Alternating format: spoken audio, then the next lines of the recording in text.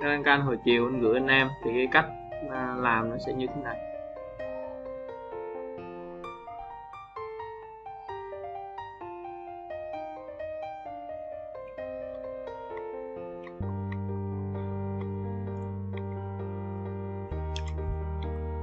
Nó có cái nhịp điệu của nó.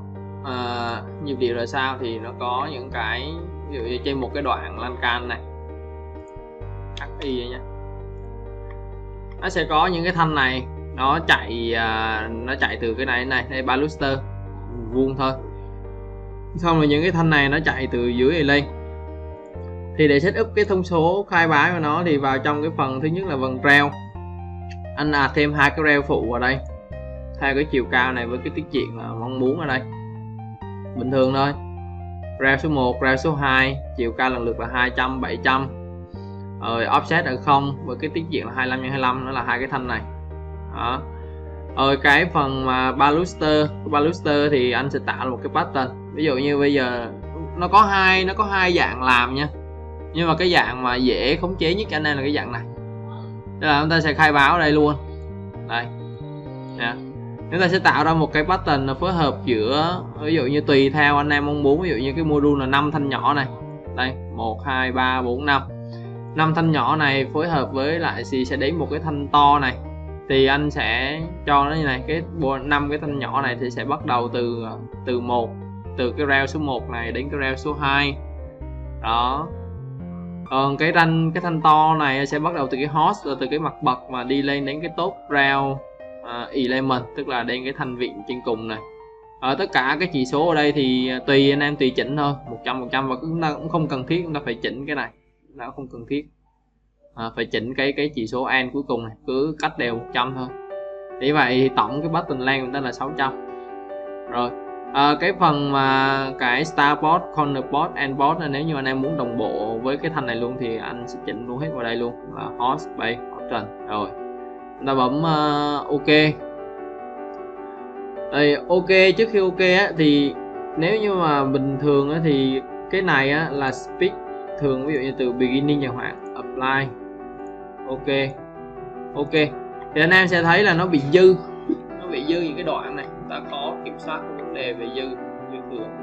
Cho nên là để cho nó tiện hơn thì anh chuyển nó sang cái dạng là đây nó gần đúng với lại mong muốn rồi, thì anh sẽ chuyển nó sang cái dạng này. Đó là chúng ta sẽ chọn là split pattern to fit, tức là cái đoạn đó nó sẽ tự tính cho nó đầy đủ, nó coi giãn cái pattern của chúng ta để nó tính cho đầy đủ, nó bố trí đầy đủ cái thanh này cho chúng ta. Đây là đây, split pattern to fit đó. OK đó, thì chúng ta sẽ có được cái pattern nó chạy đều này. Nhưng tất nhiên là nó sẽ có cái đó là khi mà anh em chọn split pattern to fit thì cái kích thước ở đây chưa chắc là đúng cái kích thước mà anh em mong muốn nha. Đây đó, chưa chắc là đã đúng kích thước anh em mong muốn, nhưng mà nó được cái là về mặt hình ảnh tổng quan là chúng ta có đầy đủ cái này.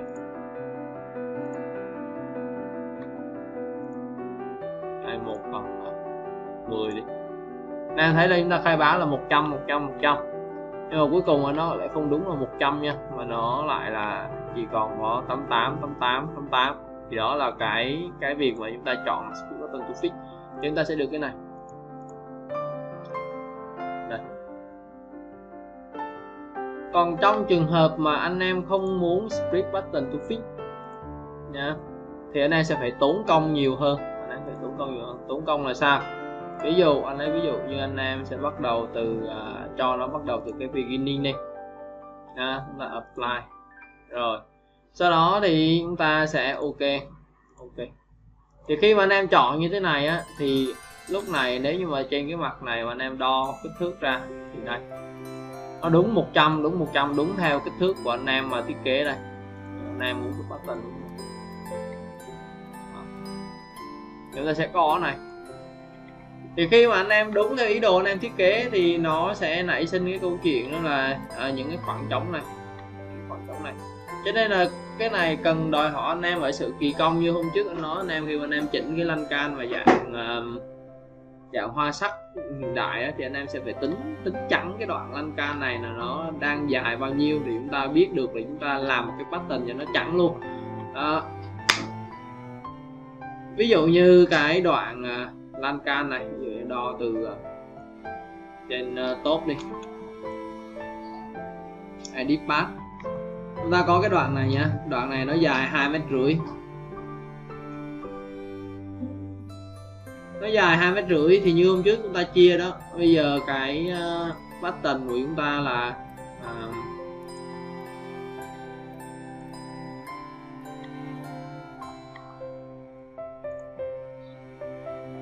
đây là edit, cái pattern là 600. Bây giờ chúng ta sẽ bỏ bớt đi một cây đi, chúng ta delete đi để cho một cái pattern là 500. Delete dimension do bên ngoài rồi. Ok. Thì anh em sẽ thấy là đây chúng ta đã chia chẵn được cái đoạn này đó, chúng ta chia chẵn được cái đoạn này đó. Những cái đoạn còn lại nếu như mà nó không chẵn thì chúng ta sẽ tìm cách chúng ta xử lý sau, nhưng mà trước mắt là những cái đoạn chúng ta cần chia thì nó sẽ chẵn như thế này nha. Sao đây, vậy chúng ta đo, nếu như chúng ta cần bản vẽ chi ly về cầu thang như thế này đây thì bảo đảm là cái này nó chính xác 100 theo ý đồ của anh em. Nhưng mà khi nó chẵn chỗ này thì nó nảy sinh ra chỗ khác, nó không được chẵn, đòi hỏi anh em là phải xử lý. Ví dụ như ở cái chỗ này nó không chẵn, chúng ta sẽ kiểm tra lại trên edit path để xem thử chúng ta có thao tác được gì với nó hay không. Ví dụ chúng ta sẽ kiểm tra trên edit path thử xem là cái này chúng ta có thể thao tác gì không. Cái này nó cũng là 2500, cái này nó cũng là cái gì đấy ở đây. Rồi chúng ta có cái đoạn này, đoạn này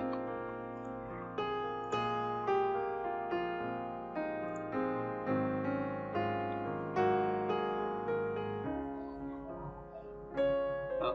1, 2, 3, 4, 5 đây. Nhưng mà cái đoạn này á, như vậy đoạn 2500 của chúng ta là nó chẵn này, chứ không phải cái đoạn gốc này là nó nằm ở chỗ cái bậc của anh em đâu nha. Và do là cái đoạn này nó đang đến đây là đúng rồi này, đúng cái đường path của anh em rồi, nhưng mà nó còn lấy thêm một cái đoạn dốc nữa xuống đây. Nên trong trường hợp này ví dụ như anh em muốn thử cái đoạn này đi đúng không, thì anh em sẽ có một cái thông số mà hôm trước mà có nói với anh em đó là ví dụ như anh em ở đây anh em lại có cái use landing hay adjustment, ta có thể tăng cái chỉ số cao độ ở chỗ này lên, ví dụ như tăng 200, apply, ok, thử xem nha. Đó, chúng ta sẽ có được cái lan can như thế này. Nhưng hơi quá thì chúng ta sẽ giảm nó xuống.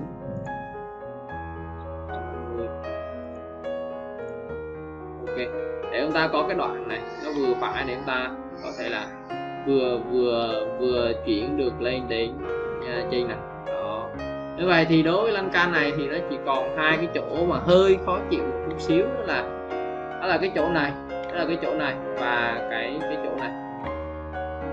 Cái chỗ chúng ta bị thiếu này, chỉ còn hai cái chỗ này nữa. Bây giờ cái chỗ này là vì sao nó khó chịu, tại vì nó còn một cái chỉ số này nữa này. Nếu như mà anh em có thể là anh em thử anh em tắt cái chỉ số này đi, là chúng ta sẽ không có dùng cái corner boss nữa. Apply xem thử thế nào nhá. Đó. Nếu như anh em không dùng cái corner boss nữa thì nó sẽ không có cái trụ lẻ ở chỗ này nữa. Đó, chỗ này chỉ còn cái trụ này. Đó. Nó sẽ không còn cái trụ mà tắt ở đây nữa. Đó. Nó chỉ có là cái trụ này. Nếu như vậy nó lại nảy sinh thêm cái trường hợp này.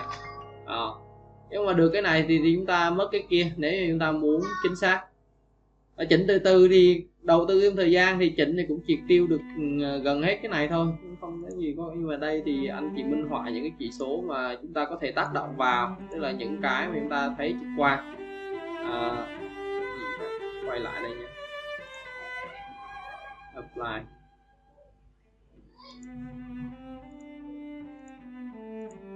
Đó.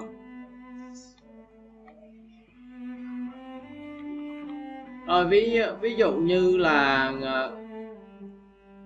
để xem nè, cái đoạn này là greater.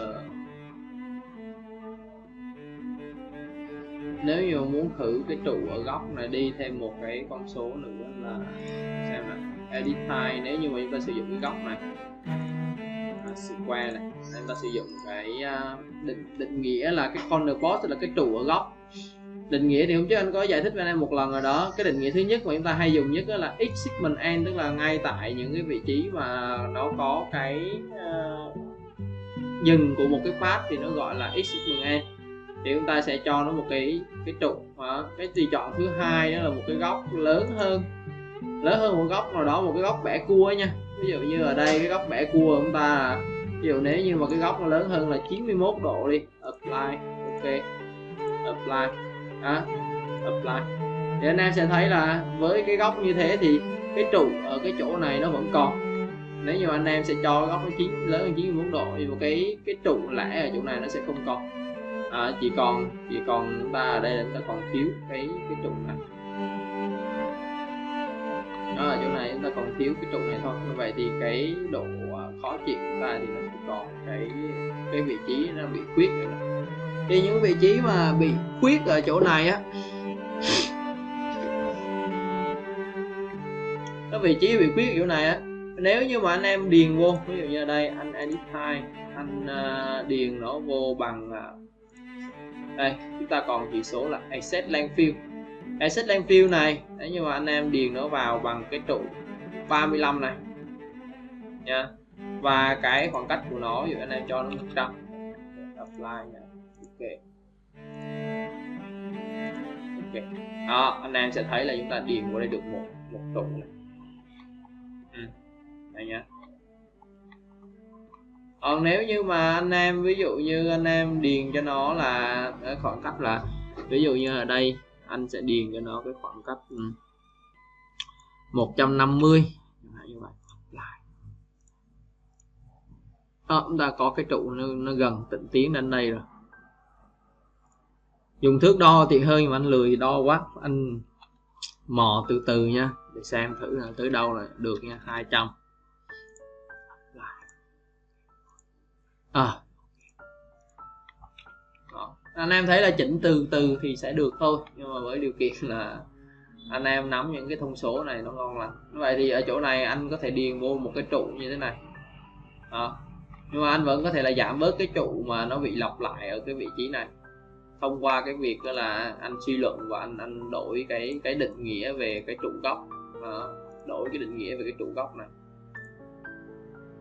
thay vì định nghĩa trụ góc là ở cái chế độ là x segment end, thì anh thử là ở cái góc cua nó lớn hơn 90 độ thì anh cho nó một cái góc là 91 độ. Tại vì sao? Cái góc mà bẻ từ đây xuống đây á, nó không gọi là góc cua nha, và cái góc nó sẽ tính theo cái đường dẫn của lan can. Đây anh em thấy này, cái đường dẫn của lan can là cái đường màu tím đó, thì nó sẽ chạy như thế này, đến đây nó bẻ cua 90 độ xong nó chạy ở đây. Cho nên cái đoạn này là cái đoạn nối thì nó không có xác định, nên nó không định nghĩa đây là cái đoạn bẻ cua nha. Và cái này nó chỉ là bẻ cua ở trên cái mặt này, trên cái mặt dốc. Khi anh em xác định cái mặt dốc của nó thì chúng ta sẽ có được một cái lan can như này. Rồi cái phần bù ở chỗ này của anh em,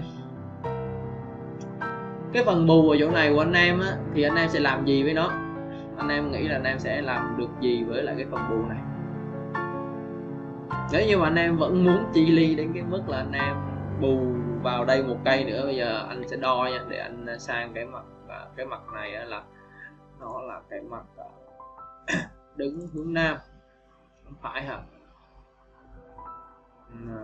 Level 1, đó là mặt đứng hướng đông. Bây giờ anh có được cái miếng này rồi, bây giờ anh có cái đường từ đây đến đây rồi, anh chỉ còn thiếu cái, đây là cái lan can đúng không? Anh chỉ còn thiếu một cái đoạn từ đây. Ví dụ như bây giờ mà từ cái đường này ra đến đường này tổng cộng đó là 200, anh thiếu đúng một cây ở đây. Như vậy thì theo anh em anh sẽ làm như thế này.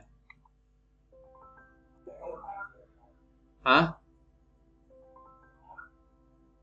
Vẽ khối mask vô ở đây cũng được, nhưng mà vẽ một khối. Đúng rồi, cần gì thì anh em cứ model in play anh em bỏ vô thôi là khỏe. Nhưng mà anh thử một cái này nha, anh thử cái này anh em xem nha. Anh em chịu khó bỏ thời gian để xem xíu hề, mất thời gian xíu nhưng mà cũng vui. Bây giờ chỗ này anh em chỉ cần một cái khối model in play, một cái trụ này vô đây là xong. Anh em sẽ vào trong cái này baluster, nó thuộc về baluster square và dòng 35. Anh sẽ edit nó, reference. Reference này thì anh đang ở mặt đứng, ví dụ như anh đứng ở mặt đứng bên trái left thì anh sẽ cần anh sẽ tạo thêm một cái trụ nhỏ nữa kẹp ở bên hông này. Thì anh bên trái mặt đứng ở bên mặt đứng bên trái của nó, đứng bên này nhìn sang thì nó sẽ, cái trụ nó sẽ ăn qua bên này. Thì anh sẽ tạo một cái reference plane nữa, chẳng hạn như thế. Cái này là không phải reference plane đâu. Anh sẽ tạo cho nó một cái reference plane và xác định khoảng cách cho nó là ở đây là anh chỉ cần đơn giản là từ cái này sang đây một con số cố định 100 nha. Rồi trên cái 100 này thì anh sẽ ở trên cái mặt phẳng này, trên cái mặt phẳng left này,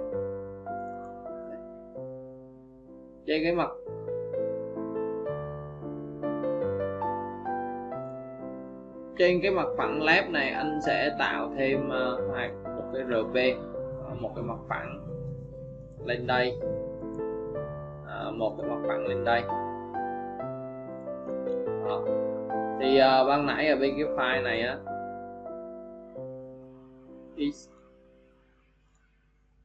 đo thử là từ dưới này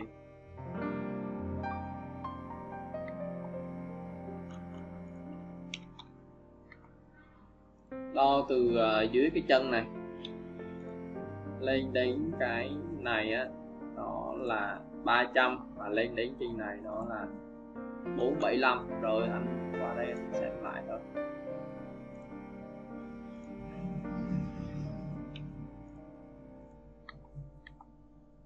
ba trăm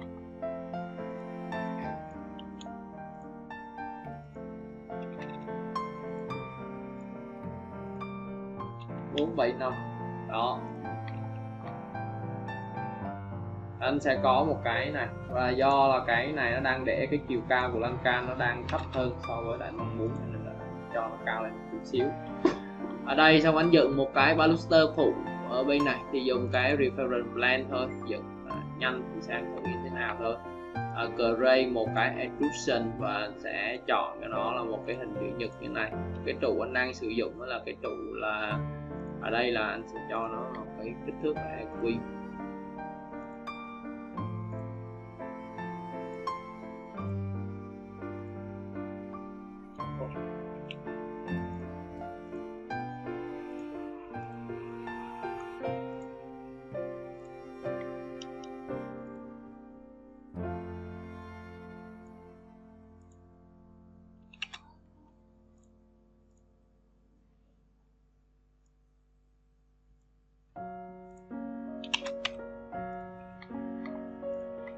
Chúng ta sẽ có một cái EQ này, ta bấm finish. Ở sang mặt đứng left thì chúng ta chỉ việc là cho nó lên,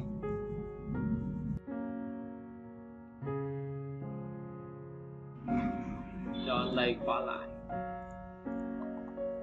Chúng ta lưu về một cái save as family, stop plus 1. Ok, save.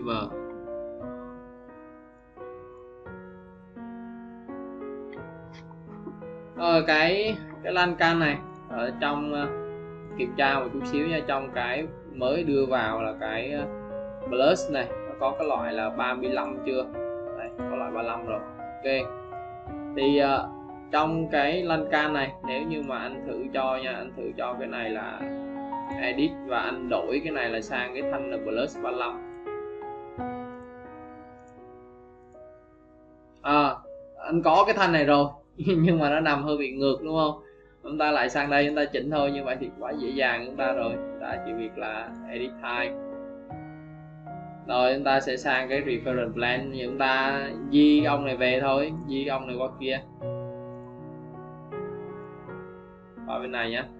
Đó, nó đi theo thôi, cũng không gì hết trơn. Anh em chỉ cần nắm cái reference blend này đi theo thì những cái gì mà chúng ta tạo theo reference blend nó đi theo này. Đúng 100 rồi. Load.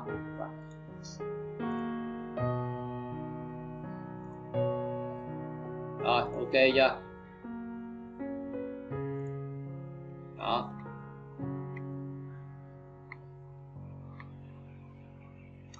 Thì cách suy nghĩ của chúng ta nó sẽ là như thế.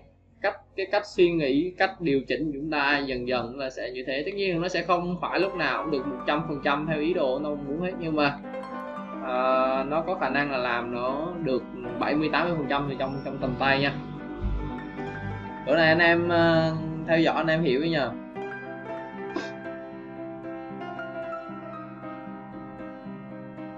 Hiểu, nhưng mà chắc là xong buổi này là phải ngồi tự tạo luôn nha. Tại vì tự tạo thì bắt đầu mới vui. Ráp vào cái cầu thang nó không giống kích thước cầu thang của anh nó mới vui. Rồi suy nghĩ quanh đi quẩn lại có mấy cái chỉ số thôi, nhưng mà đừng để bị xào quần là được. Có vậy chứ nhiều thứ.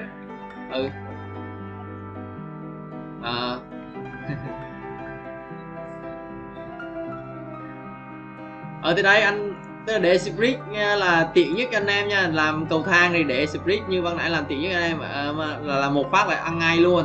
Nhưng mà đây anh đang muốn nói ở trên cái cơ sở là anh em muốn chi ly có cái lăn can rồi anh em bóc chi tiết lăn can ra, là anh em muốn là những cái thanh này đúng 100% thì anh em bắt đầu vẫn phải chỉnh từ beginning hoặc là end. Thì khi mà beginning với end thì nãy giờ nó sẽ phát sinh những cái vấn đề đó, thì anh có hướng dẫn anh em về những cái điểm anh em tác động vào để có thể là bắt đầu là chúng ta khắc phục dần những cái vấn đề nảy sinh đó.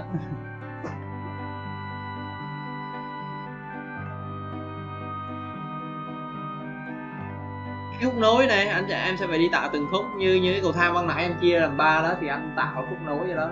Nói chung là bất đắc dĩ lắm thì chúng ta mới chia lăn can đây nha, chứ còn nếu lăn can mà anh em chỉnh được nguyên một cục thì anh em cứ chỉnh nha. Tại vì chia ra nó phiền lắm, bí lắm thì mới chia nha. Dù chia như cái lăn can 3 khúc ban nãy là Quỳnh vẽ đó, xong bắt đầu chúng ta đi tạo khúc nối đó ha. Rồi còn cái đoạn cuối cùng là cái đoạn này, cái đoạn mà vẽ xuống này. Thì cái đoạn này á, anh em đối với thanh top rail thì anh em bấm tab một cái là anh em sẽ chọn được nó. Ví dụ như ở đây anh sẽ reset cái rail lại nhá, thì nó lại như cũ này. Anh em bấm top rail này, anh em sẽ chọn được nó đây, chọn riêng nó nhé, và anh em sẽ chọn là khi đó thì anh em sẽ bấm được là edit rail. Trong trường hợp anh em bấm top rail không được thì anh nhắc lại lần nữa nha. Và anh em nhớ bấm sổ vào cái nút này và bấm chọn là select pin elements. Đó, nếu như trong trường hợp mà máy anh em vì lý do gì đó mà bấm tab cái nó không chọn được top rail, còn bình thường thì bấm thì chọn được thôi. Đó thì edit rail, thì trong edit rail này á, thì chúng ta có là edit path này. Đó, chúng ta có edit path này. Edit path này thì anh em có thể là vẽ, đầu tiên là anh em vẽ thêm một đoạn nhé, ví dụ như từ cái khúc đuôi này đây, từ cái khúc này đây, cái đường dẫn của nó tính từ trên đỉnh, xin lỗi anh em, bắt ở dưới này nó không chịu nha, tính từ trên đỉnh thì bắt đầu mới có bắt điểm này. Đó, anh em vẽ ra một đoạn, đối với cái lăn can cong như thế anh em sẽ vẽ dài thêm một đoạn. Tất nhiên nó rà đây thì nó sẽ bắt theo này, đây là song song với cái đường này là nó sẽ có cái đường màu xanh nhẹ nhẹ này, khi nó bắt lên bắt sáng này. Đó, anh em vẽ ra đây, đó là chính xác. Anh em vẽ ra đây một đoạn, sau đó thì anh em sẽ dùng cái công cụ là Start and Radius này và kích điểm đầu, dùng cái công cụ vẽ 3 đường cong đi qua 3 điểm này, xong rồi kích điểm cuối anh em muốn đâu. Rồi anh em ví dụ như anh em đến đây á, nó sẽ khựng lại một cái này cho biết là anh em cái đường này đang là tiếp tuyến này, tuyệt vời đây. Khựng cái rồi bấm thôi finish. Đó, chúng ta sẽ có cái lăn can như thế này. Đó, anh em dùng cái biên soạn cái đường dẫn để anh em vẽ thêm vào. Ở đây thì anh em thích vẽ rồng, vẽ phượng, vẽ rắn gì đó thì cũng được, nhưng mà chúng ta không có vẽ được cái kiểu mà cái tay vịn mà nó xoắn qua cái trụ dưới cùng theo cái kiểu này nha. Và cái đó thì anh em sẽ phải model thủ công nha. Anh em sẽ có cái trụ anh em bỏ vào, anh em model thủ công. Những cái trụ mà lăn can kiểu mà lăn can gỗ, mà cái trụ cuối cùng, cái trụ đầu tiên thì to, xong bắt đầu cái đoạn lăn can nó xoắn lấy cái quanh cái quả cầu quanh trụ á, thì ở trong này thì chúng ta không dùng cái extension nó được nha. Và anh em sẽ phải dùng cái anh em sẽ phải là vẽ thủ công. Đó là đây là cái lăn can ta chỉnh ở trên tinh thần là nguyên con, nguyên đai, nguyên kiện, và còn cả nguyên về cái kích thước nữa. Đó, chúng ta có kích thước này, chúng ta bảo đảm là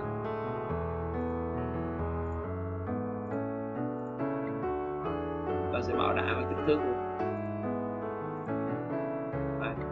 20, 80, lọt 80, 20, tại vì tim với tim là 100 mà, nhớ là tim 100.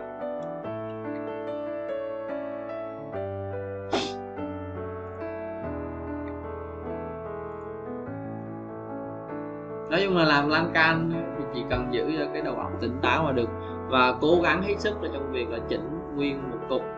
Trong trường hợp mà bí quá, ví dụ như cái cầu thang này, chắc chắn một điều là anh em chỉnh cái lan can bên ngoài này, nhưng mà cái lan can bên trong này chưa chắc nó đã được 100%. Đó, anh em thấy này,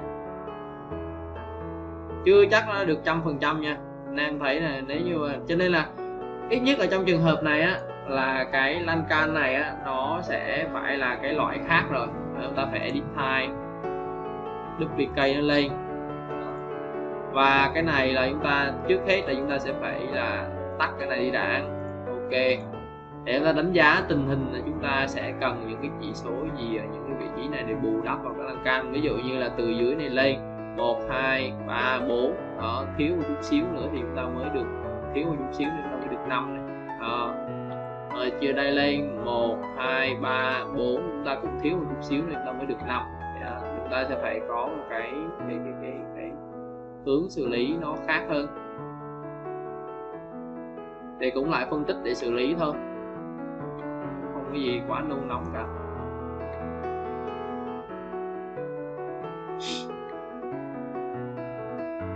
Hoặc là trong trường hợp mà cái khe này nó hẹp quá thì cái lăn can trong này anh em sẽ phải vẽ là thành 2 cái, và thậm chí nó không có đấu nối ở giữa đâu. Hoặc là cái thứ nhất nó đi theo cái chiều từ đây đâm vào đây thôi, còn cái thứ hai là nó độc lập với cái thứ nhất nó đi thẳng lên đây. Hoặc là thậm chí là cái này thành 3 đoạn và nối thủ công như là lúc nãy chúng ta nối ở bên kia.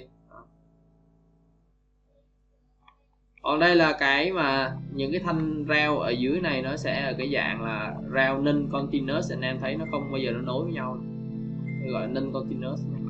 Thế nên đối với cái lan can này, edit type trước mắt thì chúng ta sẽ baluster này chúng ta sẽ cho nó là add segment end.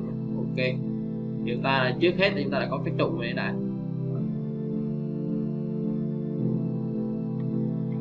Như vậy thì nếu như mà trong cái trường hợp này nha, anh nói nếu như trong trường hợp này anh em không muốn chỉnh gì thêm nữa thì anh em sẽ làm gì? Anh em sẽ đi tạo cái baluster thôi. Ở đây anh em ví dụ như chỗ này anh em sẽ tạo cái baluster mà nó có thêm 4 thằng con ở bên dưới này nữa. Ở bên này anh em cũng tạo baluster nó có 4 thằng con bên dưới này nữa, anh em nhét vào những vị trí này. Anh em nhét vào vị trí này thì anh nghĩ là nó cũng ổn.